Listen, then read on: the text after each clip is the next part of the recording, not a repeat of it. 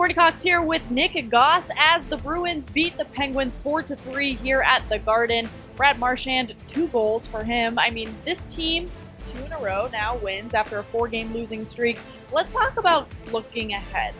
To make it to the playoffs, give me your reasons and what the Bruins have to do to make it there. We talked about Brad Marchand scoring twice tonight. Patrice Bergeron also got a goal tonight, and they need their veteran players to step up offensively. They've been too inconsistent in that aspect. They came into this game 23rd in the league in goals scored per game.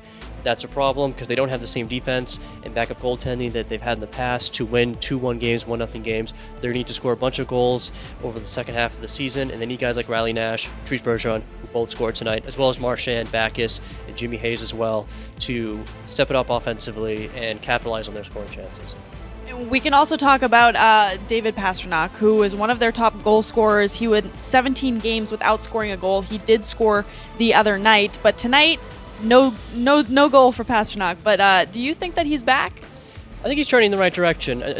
In his 17-game goalless drought, he wasn't scoring, but he was getting opportunities. He was playing well. He was back-checking. He was making the right play. Maybe just a little snake bit in terms of luck, but he was doing the right things, and his teammates noticed that. And you want him to score goals. He's got incredible skill.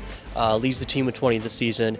But even if he's not scoring, he's going to do other things to help the team, and that's what you want to see from a young player who's not finding the back of the net. And we also talked about goalies before we came on camera. You say that they need to have some depth there. They do. The backup goaltending has probably been the team's biggest issue right now. Anton Khudobin, Malcolm Subban, and Zane McIntyre all have a goals against average above 3. They have a save percentage. All of them do below 900. There's no way to sugarcoat that. That's not very good. So one of them either needs to step up and become a rock-solid backup, or Don Sweeney, the general manager, will have to go outside the organization before the trade deadline in the next month or so and upgrade the position that way. But either way, the Bruins have to get better in that area because Tuukka Rask has already played more than 40 games. He's played 7 straight. The All-Star break will be a nice All-Star week will be a nice break for him, even though he is playing in the game.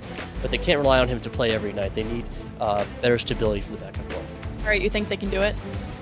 I think they will make the playoffs. I think this team has the skill up front, and Tuukka Rask, we know, is a great goalie. So as long as he doesn't take a nosedive in his performance, I think they can do it. They have played a lot of games already, and there are teams catching up to them. Toronto's right on their heels. The Senators are playing great.